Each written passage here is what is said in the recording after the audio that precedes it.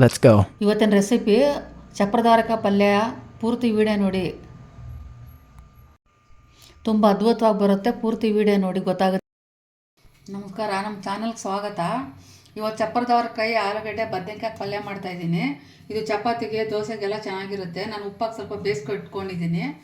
2 tomato ತೊಗೊಂಡಿದ್ದೀನಿ, 2 ಈರುಳ್ಳಿ ತೊಗೊಂಡಿದ್ದೀನಿ ದೊಡ್ಡ ದೊಡ್ಡದು, ಕರ್ಬೇವಿನ ಸೊಪ್ಪು, ಮನೇಲಿ ಮಾಡಿರೋ ಖಾರದ ಪುಡಿ, ಸ್ವಲ್ಪ ಕಾಯಿ ತುರಿ ತೊಗೊಂಡಿದ್ದೀನಿ. ಎಣ್ಣೆ ಕಾಯಕ್ಕೆ ಇಟ್ಟಿದ್ದೀನಿ. ಈಗ ಈರುಳ್ಳಿ ಹಾಕ್ಕೊಳ್ತಾ ಇದ್ದೀನಿ.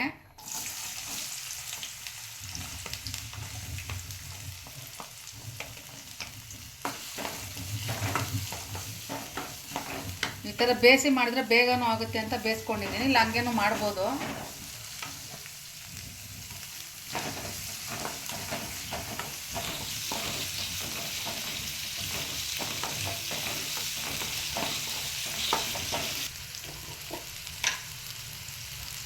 ಈರುಳ್ಳಿ ಬೇಗ ಬೇಯಲಾಗಲಿ ಅಂತ ಉಪ್ಪು ಹಾಕ್ತಾ ಇದ್ದೀನಿ. ಅದು ಬೇಯಿಸೋಕೆ ಹಾಕ್ಕೊಂಡಿದ್ದೀನಿ, ನೋಡ್ಕೊಂಡು ಹಾಕ್ಕೊಳ್ಳೋಣ. ಸ್ವಲ್ಪ ಕೆಂಪಗಾಗ ಸಾಕಿದ್ದು. ದೋಸೆಗೆ, ಚಪಾತಿಗೆ, ರೊಟ್ಟಿಗೆ ಎಲ್ಲದಕ್ಕೂ ಚೆನ್ನಾಗಿರ್ತದೆ ಒಂದೇ ಮಾಡಿಕೊಂಡ್ರೆ.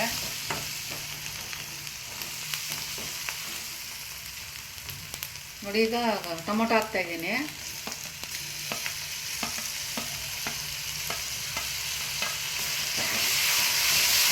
ಟೊಮೊಟೊ ಸ್ವಲ್ಪ ಮೆತ್ತಗಾಗಲಿ.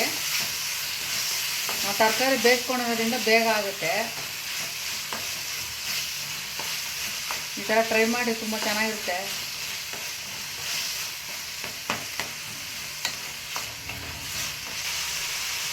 ಈಗ ಕರ್ಬೇವಿನ ಸೊಪ್ಪು ಹಾಕ್ತಾಯಿದ್ದೀನಿ. ಸ್ವಲ್ಪ ಮೆತ್ತಗಾಗಲಿ. ಸ್ವಲ್ಪ ಚಪಾತಿಗೊಂದು ತುಂಬ ಚೆನ್ನಾಗಿರುತ್ತೆ, ರಾಗಿ ರೊಟ್ಟಿಗೂ ಚೆನ್ನಾಗಿರುತ್ತೆ.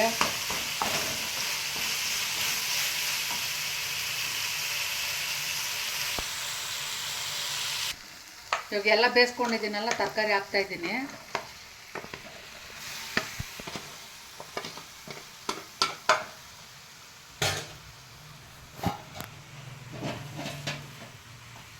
ಇದೆಲ್ಲ ಮಿಕ್ಸ್ ಮಾಡ್ಕೊಳ್ಳೋಣ.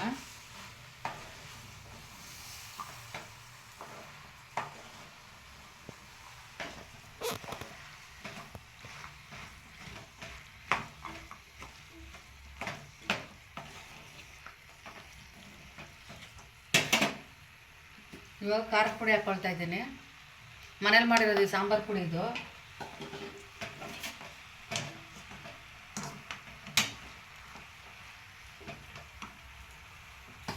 ಹಿಂಗೆ ಕಾಯಿ ತುರಿನೂ ಸ್ವಲ್ಪ ಹಾಕೊಂಡ್ಬಿಡೋಣ.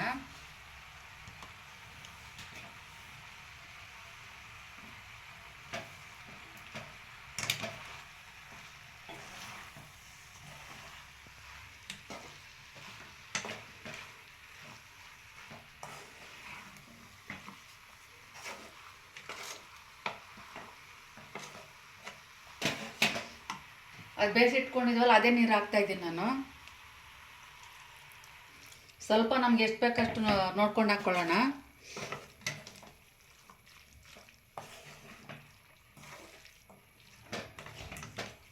ಇದು ಒಂದು ಕುದಿ ಬೆಂದ್ಮೇಲೆ ಇಳಿಸ್ಬಿಡೋಣ. ಕುದಿಲಿ ಒಂದು ಕುದಿ. ಇವಾಗ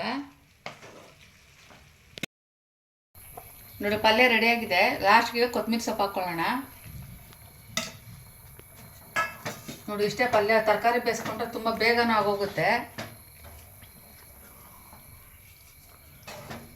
ರೆಡಿಯಾಗಿದೆ ಪಲ್ಯ. ದೋಸೆ ಮಾಡ್ಕೊಳ್ಳೋಣ.